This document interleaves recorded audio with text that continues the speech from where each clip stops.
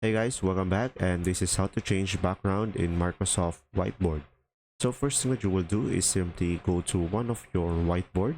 And now guys, in order for you to change the background, just simply go ahead and select the gear icon at the top right corner of the screen, which is over here, and you should be able to see here the drop down. Now from here guys, just simply go ahead and go for the format background on the third one over here, and from here you could change the color of the background over here.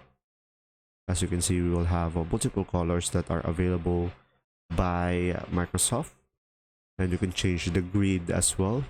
As you can see here, we will have the grid. We could go for square, graph, and the others as well. So pretty much this will be depending on you guys. And from here, you should be able to change the format background. And there you go. I hope this video helped you understand more. If you do, leave a like, and thanks for watching guys. See ya.